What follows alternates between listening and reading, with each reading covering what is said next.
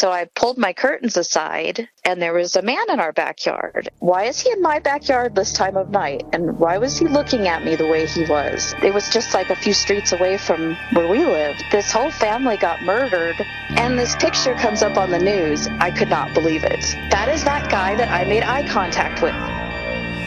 From HV Studio, this is Unnerved.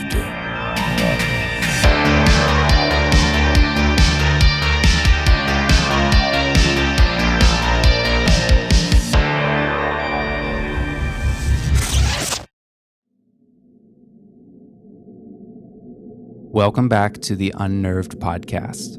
It's where normal people share their abnormal stories, and if you enjoy true stories of the strange and terrifying, then you're in the right place.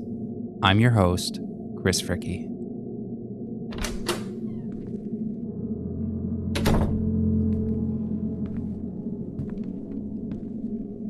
A home is a refuge from the elements and dangers of the outside world.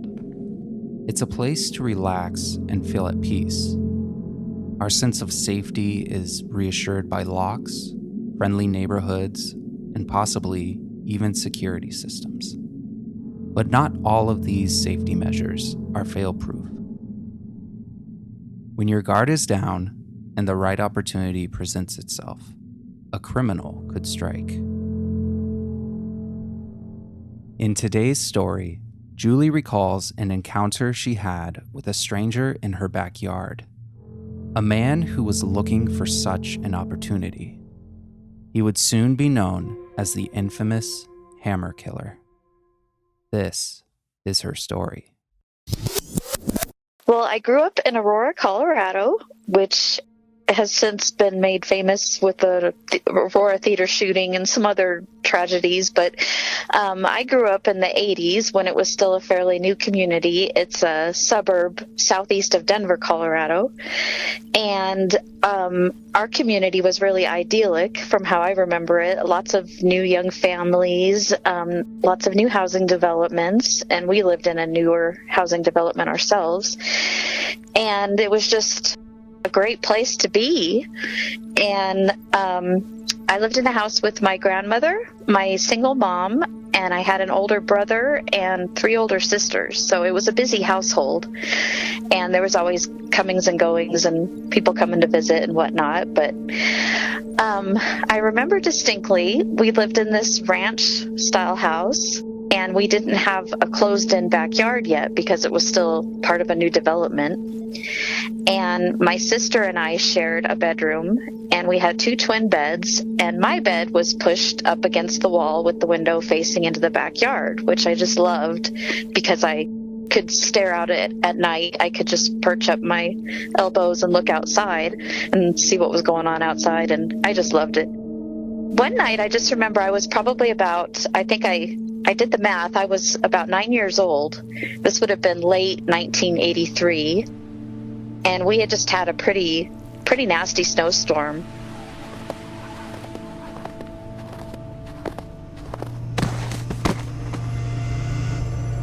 I was sleeping, and something just woke me out of a sound sleep.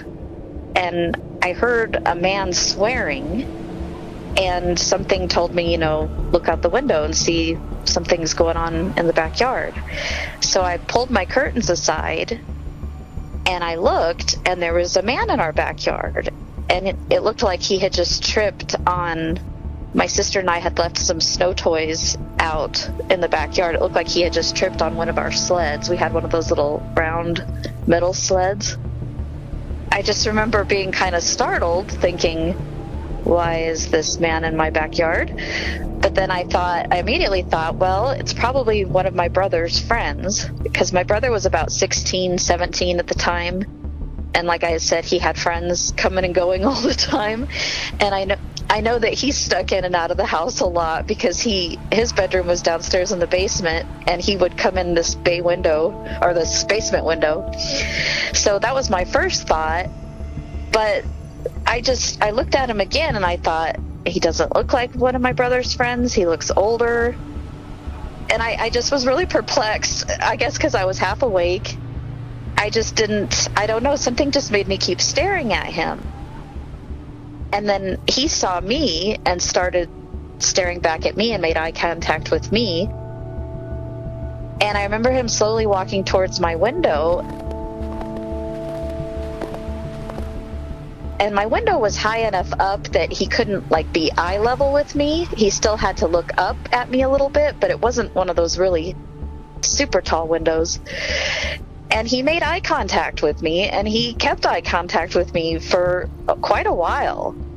He gave me this feeling like, uh-oh, you caught me doing something I'm not supposed to be doing. Like, don't tell anyone. Like, I don't know. It was like that kind of look. And then I just had this cold chill run up my spine, and I realized what I was experiencing was fear. And I was thinking, okay, this isn't right. This guy isn't supposed to be here. I don't know him. He's not a member of my family. He's not a friend of the family. Something's not right here. And I remember I jumped off my bed real quick, and I ran downstairs to the basement where my mom's bedroom was as well. And I remember seeing my brother down there sleeping. So that perplexed me even more. I was like, oh, well, here's my brother. He's sound asleep. It's probably not one of his friends. So I remember I got really startled, and I told my mom, I woke her up and I said, Mom, there's a man out in the backyard. And she got up slowly, put a robe on, whatever. She wasn't real concerned about it. Probably thinking the same thing, that it was one of my brother's friends. Got upstairs. I remember she went to the sliding glass door in the living room, and she turned the light on, and she looked outside, and she didn't see anything. And she just said, it was probably one of your brother's friends. Just go back to sleep. And I was really upset. Something deep inside of me knew that something was very wrong. And so I remember I slept downstairs with my mom the rest of that night, but I didn't sleep well at all, because I just kept thinking, why is he in my backyard this time of night? And why was he looking at me the way he was? And I kept thinking about my sister still being upstairs in my bedroom, and that gave me the creeps, because I thought, oh, well, she's upstairs sleeping, and she doesn't even know that this guy was, wandering around in our backyard. It just was a really rough night. I remember I didn't get any rest. And then the next morning, I remember listening to my mom and my brother arguing a little bit, because I think my mom, got up, saw in the daylight that there were adult-sized footprints in the snow outside my window, just like I said there was. And I think she gave my brother the riot act because she thought it was one of his friends. And I do remember him saying, no, Mom, I didn't expect anybody. Nobody came by. I don't know what you're talking about. And she was like, well, they really frightened your little sister, and I don't appreciate it. And that was that. And then the way that I remember it, about 2 weeks went by. We didn't really talk about it again. And something happened in our neighborhood. It just changed the way everybody was behaving. Everybody was acting really strange, coming from a child's point of view. Teachers, everything was just real. It was like a dark cloud went over our neighborhood. And finally one day at school, I remember I asked one of my classmates, I was like, what's going on? What is everybody whispering about? And she was like, oh, you didn't hear? And I'm only 9 years old. We didn't have internet. I didn't watch the news. And I said, no, hear what? And she said, oh, this whole family got murdered. And it was just like a few streets away from where we lived. And I was like, what do you mean got murdered? And she said, yeah, a man broke into this house with a hammer and killed this whole family except for the little girl. And I remember it was terrifying to hear about, because I didn't watch horror movies. It was just, that is the exact moment I remember losing my innocence as a child, just to find out that something that dark happened near us in our little idyllic community. Police say that sometime between 9 last night and early this morning, the Bennett family was brutally attacked with a blunt instrument and a knife, probably this one found in the snow covering their front lawn. Dead are 27-year-old Bruce Bennett, his 26-year-old wife Deborah, and one of their 2 daughters, 8-year-old Melissa. She and her mother were found in their bedrooms. A coroner says at least one of them, Melissa, appears to have been sexually assaulted. Bruce Bennett was found lying near a stairwell. Police say all of them were wearing their sleeping clothes. One of the bystanders here this morning was a friend since 8th grade and Bruce Bennett's best man at his wedding. A friend who said no one hated the Bennetts this much. No, he doesn't have any enemies. There's no way. Bruce is the best kind of guy you could know. There's no way he could have any kind of enemies like this. Police say they haven't uncovered any signs of a forced entry into this home, but they aren't ruling out the possibility that someone or some people forced their way in. You wouldn't think it would happen here, one man said. Paula Woodward has more about the Bennett family. It's the type of neighborhood you think of when you're talking about life in the suburbs. Nice, quiet, friendly, young couples, young kids, safe.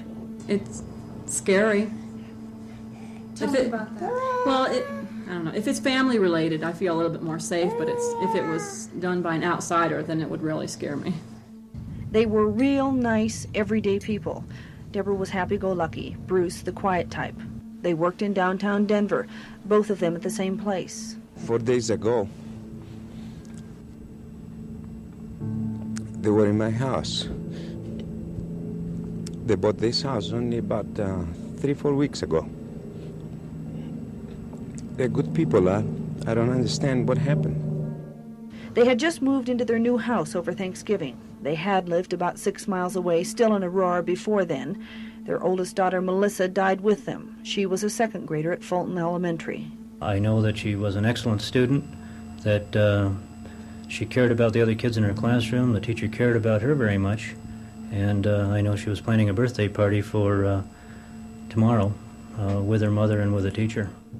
Shock, sadness, outrage, and fear. A school principal tries to figure out how to tell Melissa's classmates. A mother how to tell her daughter her friend is dead. Tracy was supposed to go to a birthday party there Friday night, but, I guess she can't now. And so I remember I came home and I think I asked my grandma about it, and my grandma was kind of like, oh, you don't need to worry about that. Yes, something bad happened, but it's okay, and you're safe, and just, they didn't really want to talk about it with me. And I think I tried to mention something to my mom, and she kind of did the same thing. So I just kind of tried to get bits and pieces about it as I could from kids at school, which was a really bad idea because the kids at school, really were telling me details and things that had come out that were really frightening. And basically what had come out was that they think that this family had left their garage door open, and then the interior garage door that goes into the house they had left open after having company over for a party or something. And so they think that this individual just targeted them at random because they had left their door unlocked. And it's a very vicious murder. He murdered the father, the mother, and the 7-year-old daughter. And he used a hammer and a kitchen knife. And the little 3-year-old girl, I don't know how she survived, but he attacked her viciously as well, but she survived. And the next morning, when the paramedics got to the house, because a family member had done like a welfare check type thing, they were able to get her to the hospital. And so that was dominating the news during that time too, was that this little girl was on the verge of losing her life, and the community really banded together with people were raising money to try to help with her medical expenses and things. So it dominated our news. And on top of just it being frightening, nobody knew who this guy was. The cops didn't seem to have an idea at all who he was or why he did this. Teachers started talking about it more at school because they were really starting to get frightened since nobody had been apprehended, and, just telling us kids to be really vigilant and watching our surroundings. And so, while all this is happening, I'm thinking, there was that guy in my yard. Is this that man that hurt this family? Was he coming to our house to hurt our family? And I just kept thinking about it. And I didn't really bring it up to my mom because it seemed to really agitate her. I don't know if she was scared. Probably. And my grandma didn't really want to talk about it much either. They just kept reassuring me it was one of my brother's friends and left it at that, you know. But it really bothered me. And then I remember I came home from school one day and my brother and his friend were out in the front yard and they were playing with a baseball bat, and they said they were going to go find the hammer killer and get the hammer killer. And I remember I was scared because I was like, no, he's a lot bigger than you are. Like, you know, I'm thinking, I saw him in our yard. He was tall. And I was scared. I was like, no, I didn't want them to go try to track this guy down. It was a really scary time to be a kid in that neighborhood. Well, in Denver, period, the whole Denver area was really scared. People were going out and getting double deadbolt locks to put on their garage doors. And I that always was in the back of my mind, that man, and it bothered me. One day I do remember the cops still had the house totally taped off and everything, but they were almost done with their investigation, and some kids at school had dared me to come with them. They said they were going to go look by the house and look in the windows. And I'm like, okay. I didn't really want to go, but I'm like, okay, I'll go. And I just remember they had put newspaper up over all the windows so people couldn't peek in. But one of the kids hoisted the other kid up to the living room window because the very top part of the window wasn't covered with newspaper.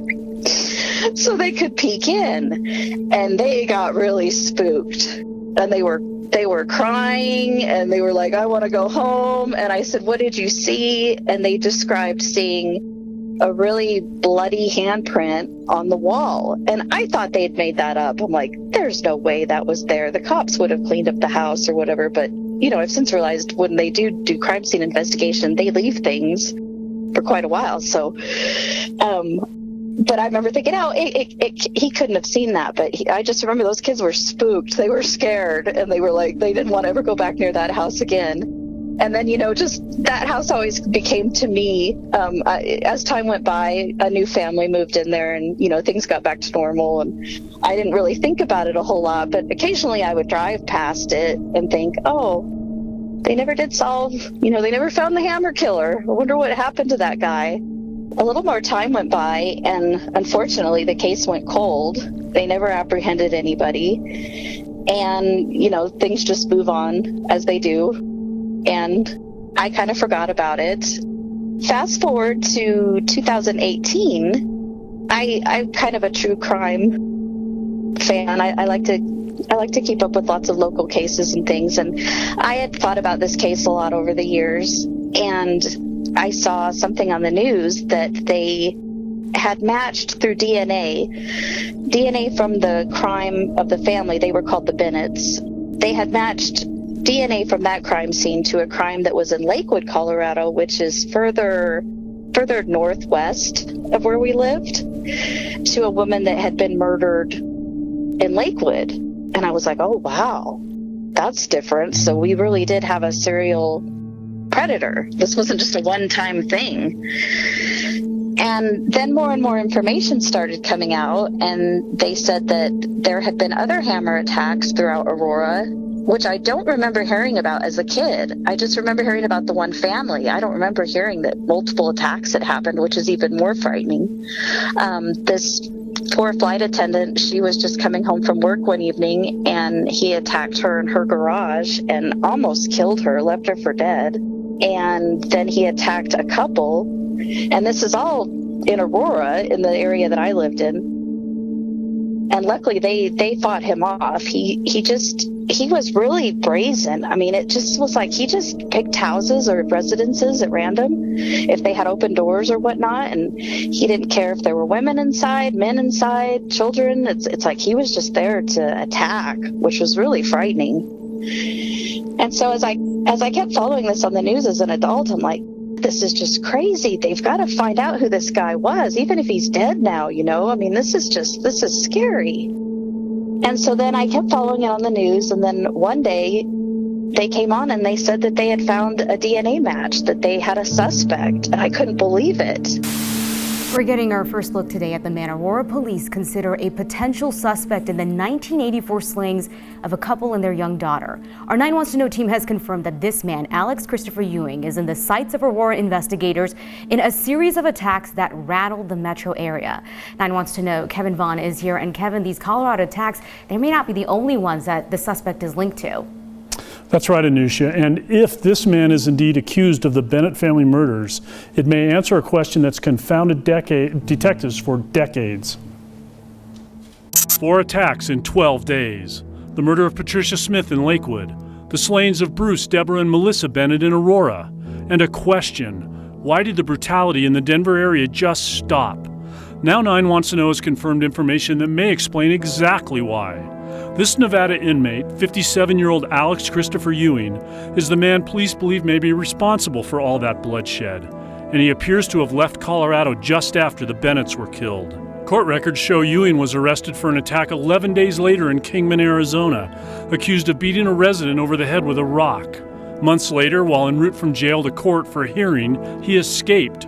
On the lam for 2 days, he broke into a home in Henderson, Nevada, and savagely beat a couple with an axe handle. He was arrested, charged, and convicted in that case, and he's been in Nevada's prison system ever since under the name Christopher Ewing. Now the question is whether he'll be charged in those Colorado attacks and extradited back here.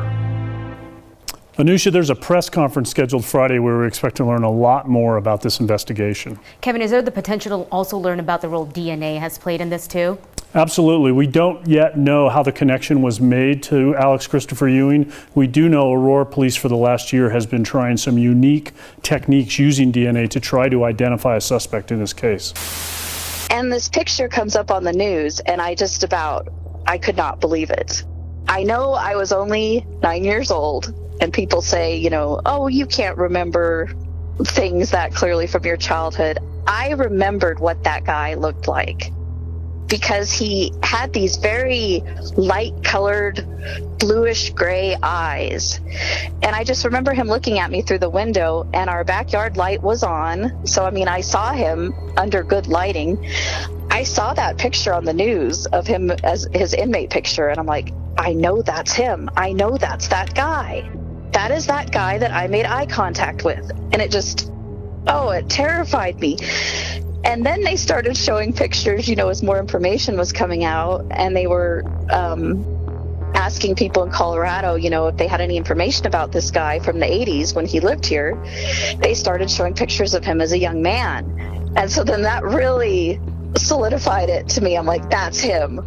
Because that was him, the young man. I'm so glad that they've named him and that he's been in prison this whole time. I don't know what he was doing in our backyard. It was about 3 months before he attacked that family. So my theory is he was prowling, he was scoping out houses and probably practicing what he was going to do. So I don't know if he had any plans for our house, but it's just weird. Yeah, seriously. And just the unknown of, was he trying to get into your house? Did you catch him just at the right time to keep him from coming in? I think about that a lot, and I'm pretty sure we were pretty diligent about locking doors and windows and stuff. And I like to think that if he did try to get in our house, there's enough of us there that we would have chased him off between my grandma and my brother.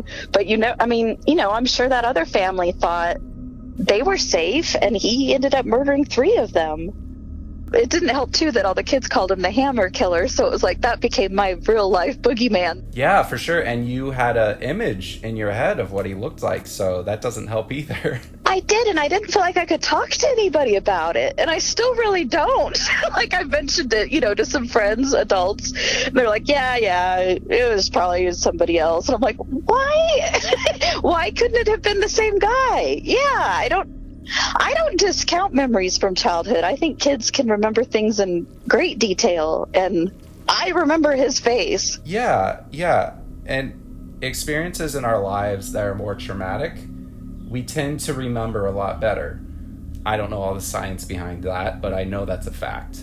I remember moments in my childhood when I was scared, and I remember that moment where most of my childhood I don't remember, so that makes sense. I think that was the first time I ever really felt fear, because like I said, I had a beautiful childhood. I had lived in that community, was just idyllic. It was just, so that was the first time I'd felt fear. And then, finding out that there are evil people in the world that do things to children especially, and to families. That was the end of my childhood innocence. It's like, whoa. So yeah, I think like you said, that trauma, that's why I've remembered it so detailed as well. Right. Now, how far away was this family away from you? Just a couple blocks, within walking distance. Because I remember their subdivision was fairly new too. It was a little bit different than ours, but same thing. They didn't have a fenced-in backyard yet. Some of the houses around them were still under construction. I feel in a lot of ways, I don't know, maybe he was targeting our house. Maybe I'm very lucky that I looked out the window and I made eye contact with him and he decided to move on elsewhere, or I don't know.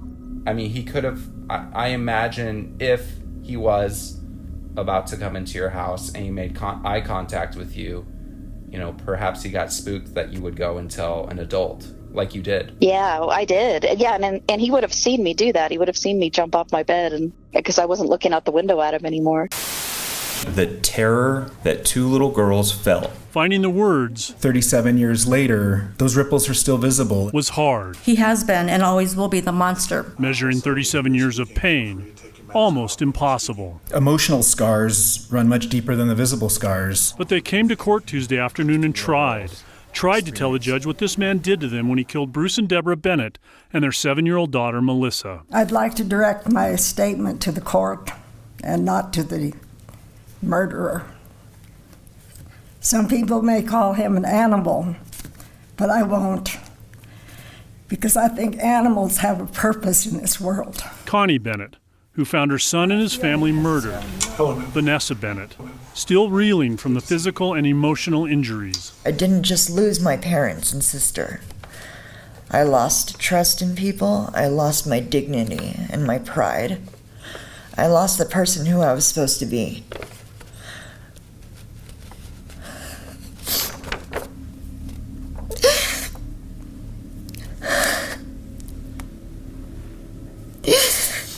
I lost my sanity.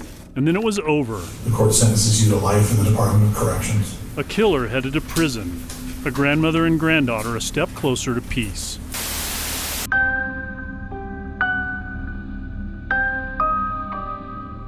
After years of searching, advances in DNA technology finally put a name to the man who murdered 4 people and attempted to murder 7 others. Alex Ewing's reign of terror is finally over, and he will spend the rest of his life in prison. Thankfully, Julie and her family were unharmed that night, the night she came face to face with the Hammer Killer.